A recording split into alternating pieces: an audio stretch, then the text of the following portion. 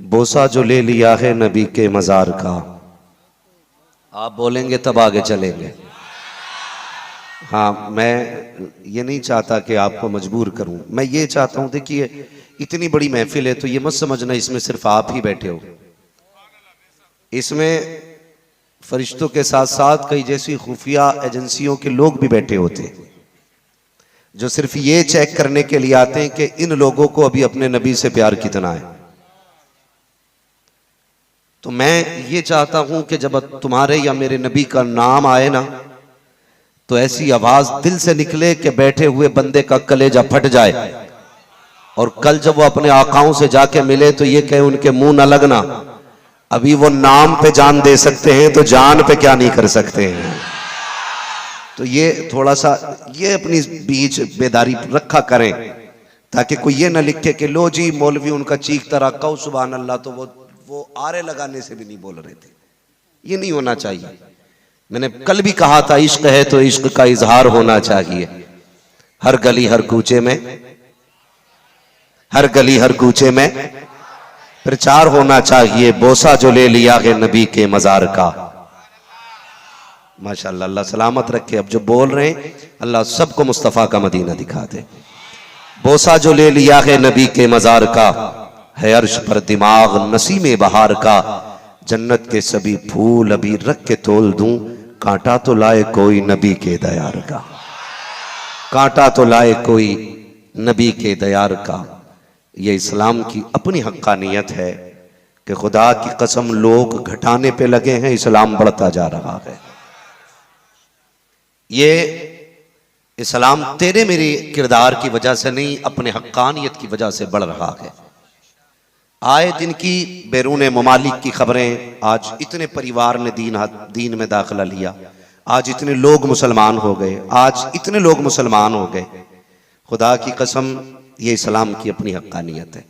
और मैं तो दावत फिक्र देता हूं भाई, ख्याल करो जब 313 थे तब इस्लाम ना मिट सका, अब तो करोड़ों में है, इस्लाम को कैसे मिटाया जा सकता है। इस्लाम की फितरत में कुदरत ने लचक दी है, जितना कि दबाओगे उतना ही ये उभरेगा। हाँ, वो कहा था बहुत पहले डॉक्टर इकबाल ने कि कत्ले हुसैन असल में मर्गे यजीद है, इस्लाम जिंदा होता है हर करबला के बाद। इस्लाम जिंदा होता है हर करबला के बाद। इस्लाम अपनी हक्कानियत के साथ बड़ी तेजी से बढ़ता जा रहा है। और तकलीफ भी हुई कि एक मुल्क के अंदर कुरान पाक को आग लगाई गई और जालिमों ने यह समझा था कि कुरान जला देंगे तो कुरान मिट जाएगा। उन्हें यह नहीं पता है कि कुरान को रब ने नाजिल किया है, हिफाजत की जिम्मेदारी भी रब ही ने ले रखी है, रब ने ले रखी है।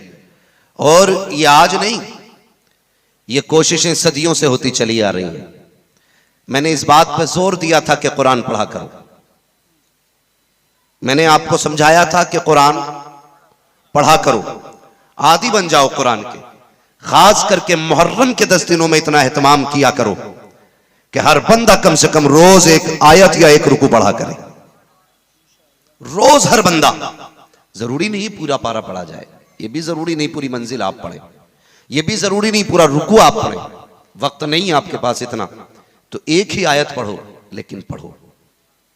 भले पूरा साल आप कम पढ़ें, लेकिन मुहर्रम शरीफ के 10 दिनों में कुरान पढ़ा करो। खास एहतमाम किया करो। मस्जिदों में, घरों में, हर घर से कुरान की तिलावत की आवाज आनी चाहिए, हर घर से। सुबह उठो तो तुम्हारे घरों से ढोलक, म्यूजिक, गाने, इसकी सदाएं ना आए, बस चौखट तुम्हारी हो, सदाएं कुरान की आनी चाहिए। ये हर बंदा इस चीज का एहतमाम करे कि वो कुरान को पाबंदी से पढ़ेगा। कुरान जलाने की कोशिश की गई, जलाया गया, क्या कर लिया तुमने? कुरान मिटा दिया, इससे तुम्हारी नफरत जाहिर हुई। लेकिन मैं इतने बड़े मजमे से एक सवाल करता हूं, हमने कुरान की हिमायत में क्या किया था? हमने अपनी गवर्नमेंट से यह रिक्वेस्ट की कि उस शख्स के साथ सख्त से सख्त कार्रवाई होनी चाहिए। मैं ये नहीं कहता हमें रोड जाम करना था, हमें तोड़फोड़ करनी थी। हम हिंदुस्तान के मुहाफिज हैं। हम हिंदुस्तान की एक एक शय की हिफाजत करने वाले हैं। हम उन लोगों में से नहीं है जो अपना एहतजाज दर्ज कराने के लिए अपने मुल्क की संपत्ति को नुकसान पहुंचाएं। मैं तो आपसे इतना कहना चाहता हूं, पुरअमन आपको एहतजाज करना था, कम से कम एक तहरीर कुरान की हिमायत में देनी थी, लेकिन हम पे कोई फर्क नहीं पड़ा। याद रखिएगा, किसी के जलाने से कुरान खत्म नहीं होगा, किसी के मिटाने से कुरान नहीं मिटेगा। इसलिए कि कुरान को रब ने नाजिल किया कि वही इसकी हिफाजत करेगा। वो जो कागजों के दरमियान रखा गया है, हिफाजत के लिए नहीं, तेरे मेरे पढ़ने के लिए रखा गया है।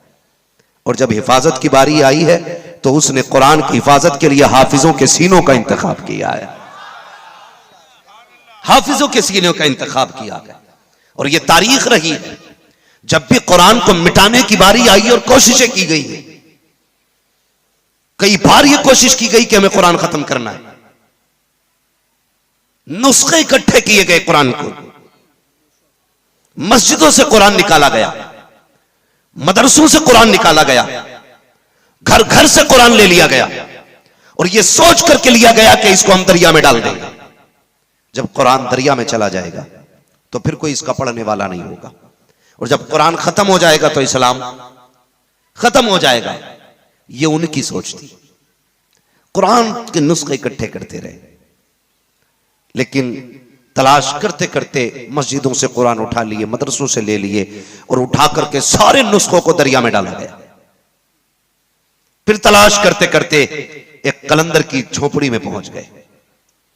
एक अल्लाह के वली की चौखट पे आ गए। अंग्रेज का बच्चा था, जाके कहने लगा, बाबा कोई कुरान है? बाबा ने मुस्कुरा के पूछा, क्या करोगे? कहा, हमने अहद किया है कि दुनिया से कुरान मिटाएंगे। उसने जब इतनी बात कही ना तो तेवर बदल गए, लहजा चेंज हो गया। कहा, क्या करोगे? कहा, जितने नुस्खे हैं उठा के दरिया में डालेंगे, हम कुरान को खत्म करना चाहते हैं। आपने कहा, अच्छा ठहर जा। 6-7 साल का बच्चा गुजर के जा रहा था। आवाज दी, बेटे इधर आ, इधर आ। जी बाबा। दौड़ के आ गया। बेटा कुरान पढ़ा है? कहा नहीं। कभी मदरसे में गए? कहा नहीं। अल्लाह अकबर। उसके बाद आपने बच्चे पे एक निगाह डाली और डालने के बाद कहा था, बेटे ये कुरान मिटाने की बात कर रहे हैं, जरा कुरान पढ़ना शुरू कर दे। निगाह के वली में वो तासीर देखी, बदलती हजारों की, बदलती हजारों की तकदीर देखी। जब कहा ना कि पढ़ कुरान, बच्चे ने कुरान पढ़ना शुरू किया।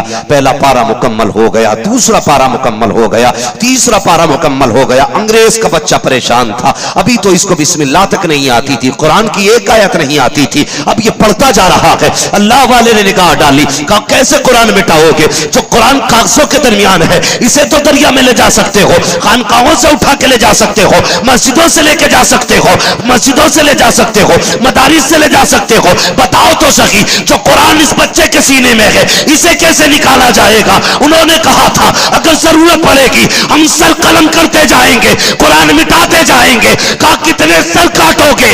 हम नजर डालते जाएंगे, कुरान के कारी बनाते जाएंगे।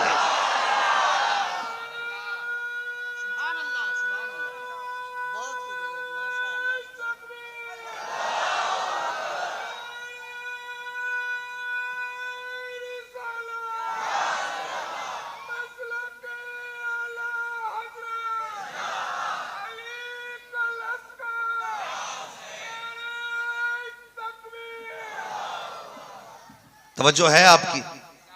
इस्लाम की फितरत में कुदरत ने लचक दी है, जितना के दबाओगे उतना ही ये उभरेगा।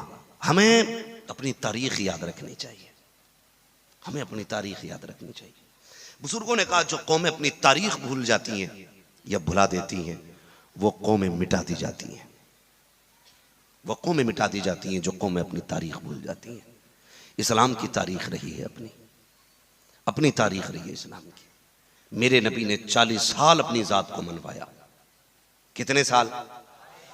बहुत गौर से सुनना मेरी बात। 40 साल हुजूर ने अपनी जात मनवाई है। आज हर बंदा चाहता लोग मेरी बात मान लें। बात बाद में मानी जाएगी, पहले जात मनवाइए, उसके बाद आपकी बात मानी जाएगी। पहले आप बताइए, आप साबित कीजिए आप क्या आ गए। हुजूर ने 40 साल जात मनवाई, उसके बाद तमाम बड़े बड़े सरदारों को इकट्ठा करके कहा था मेरे बारे में क्या कहते हो। कौन सा सवाल था? अपनी जात के ऊपर सवाल मेरे नबी ने किया, क्या कहते हो मेरे बारे में। सबने कहा था आप सच्चे हो, आप अमीन हो, किसी की अमानत में खयानत नहीं करते आप। कहा मेरा कितना एतबार करते हो? तो लोगों ने कहा था अगर आप हमसे अभी ये कहें कि इस पहाड़ी के पीछे एक बड़ा लश्कर है जो तुम्हें तबाह कर देगा, कहा हम तुम्हारी उस बात को मानने तैयार हैं। जब ये पूरी आपने तहकीक और तस्दीक कर ली अपनी जात के बारे में, फिर मेरे नबी ने कहा था अगर मुझे सच्चा मानते हो तो फिर कहो ला इलाहा इल्लल्लाह इन्नी रसूलुल्लाह। तो फिर ये भी मानो कि अल्लाह के सिवा कोई माबूद नहीं है। बस इतना कहना था, फिर क्या था। जो तारीफें करने आए थे उनकी जबान पे नाजेबा कलिमात थे। आज बंदा अगर कलमा पढ़ लेना तो उसे कोई कीमत चुकानी नहीं पड़ती, चाहे वो तबरेज हो, चाहे वो मौलिन सिंह के नाम पे किसी भी मुसलमान को मारा जाए। ये तो बिलाल के सितम के आगे नमूना भी नहीं। लोग ये सोचते हैं कि दो को मार के मुसलमानों के हौसले पस्त कर देंगे।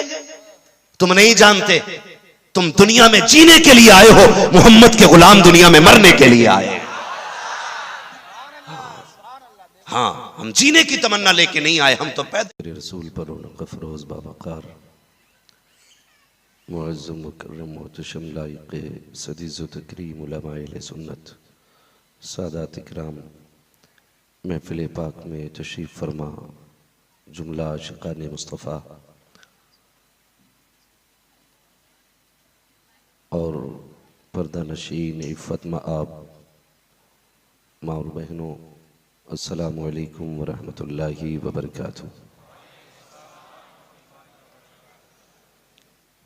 अल्हम्दुलिल्लाहि रब्बिल आलमीन वल आक़िबतु लिल मुत्तक़ीन वस्सलातु वस्सलामु अला रसूलिहिल करीम अम्मा बअद फ़अऊज़ु बिल्लाहि मिनश शैतानिर रजीम बिस्मिल्लाहिर रहमानिर रहीम व अम्मा बिनिअमति रब्बिका फ़हद्दिस आमन्तु बिल्लाहि सदक़ल्लाहु मौलानल अज़ीम व सदक़ रसूलुहुन नबियुल उम्मियुल मुतीउल मुबीनुल मुईनुल करीम व नहनु अला ज़ालिका लमिनश शाहिदीन व शाकिरीन वल्हम्दुलिल्लाहि रब्बिल आलमीन। या खुदा बहरे जनाबे मुस्तफ़ा इमदाद कुन, या रसूल अल्लाह अज़ बहरे खुदा इमदाद कुन, या शहीद करबला, या दाफ़िए करबो बला, गुल्लुख़ा शहज़ादे गुलगों क़बा इमदाद कुन, गौसे आज़म बने बेसरो सामा मददे, क़िबले दी मददे, काबे ईमा मददे, बगिरदाबे बला उफ्ताद कश्ती, मदद कुन मदद कुन मदद कुन, या मुईनुद्दीन चिश्ती क़ादिरियम नारे, या गौसे आज़म भी ज़नम, दमज़ शेख अहमद रज़ा ख़ां कुतुब आलम भी ज़नम, बलगल उला बिकमालिही कशफ़त दुजा बिजमालिही, हसनत जमीउ खिसालिही, सल्लु अलैहि व आलिही। करूँ तेरे नाम पे जाँ फ़िदा, न बस एक जाँ दो जहाँ फ़िदा, दो जहाँ से भी नहीं जी भरा, करूँ क्या करोड़ों जहाँ नहीं। जिसको अपने नबी से जितनी मोहब्बत का दावा हो, कोशिश कर ले उतनी ही आवाज़ निकाल के रसूल और आले रसूल की बारगाह में दुरूद व सलाम की डालियाँ निछावर करें। पढ़ें सारे लोग अल्लाहुम्मा सल्ली अला सय्यिदिना व शफ़ीइना व नबीना व मौलाना मुहम्मदिन मअदिनिल जूदी वल करम व आलिही व अस्हाबिही व बारिक व सल्लिम सलातुं व सलामुन अलैका या रसूल अल्लाह सल्लल्लाहु तआला अलैहि वसल्लम। मैं दिली मुबारकबाद पेश करता हूँ तमाम आशिक़ाने मुस्तफ़ा को, बिलखुसूस उन तमाम अफराद को जो शब व रोज़ मेहनतें कोशिशें करके इस महफ़िल पाक की खिदमत में लगे रहते हैं। अल्लाह रब्बुल इज़्ज़त सबकी कोशिशों को, मेहनतों को अपनी बारगाह में कबूल फरमाए। और हम कमेटी की जानिब से खैर मक़दम करते हैं, वेलकम करते हैं उन तमाम अफराद का जो दूर दराज से चल के अपने आका हुसैन की महफ़िल में आया करते हैं। और दिली दुआ है अल्लाह करबला वालों के सदक़े में हम सब के लिए जन्नत का सफ़र आसान फरमा। बोसा जो ले लिया है नबी के मज़ार का, अगर सबक याद हो तो आगे वाले होशियार रहें। मैं पहले कहता हूँ कि जो सामने लोग बैठा करें इनकी थोड़ी जिम्मेदारी ज़्यादा होती है ना। बिल्कुल उसी तरह जिस तरह ड्राइवर की करवट में बैठा हुआ लोग वो शख्स होता है ना, तो अगर गाड़ी लंबी चलनी है तो करवट वाले को सोना नहीं है। अगर कंडक्टर सीट पे बैठा हुआ बंदा सो जाए तो ड्राइवर को नींद आने लगती है। तो दो बातें होती हैं, या तो ड्राइवर भी सो जाता है या साइड वाला बंदा बदल दिया जाता है। दो बातें अगर आप चुप रहेंगे तो या तो मैं भी चुप हो जाऊं और या फिर बंदे बदल लिए जाएं। मगर मुझे उम्मीद है अभी तक किसी भी जलसे में यह शिकायत नहीं हुई कि आगे वाले लोग चुप रहते हों। हाँ, अगर बेदार हैं, हसास हैं तो बात का ख्याल रखेंगे, बात अच्छी लगेगी तो अपने रब की तस्बीह बयान करनी है, ठीक है ना। ये ऐलान पहले भी किया जा चुका है। जो उलमा हैं, सादात हैं, वो मिंबर पे तशरीफ़ ले आया करें। और अरकान कमेटी की जिम्मेदारी है, किसी भी आलिम को आप नीचे कहीं खड़ा या बैठा हुआ देखें तो उसको मिंबर तक आप लेकर के आएँ।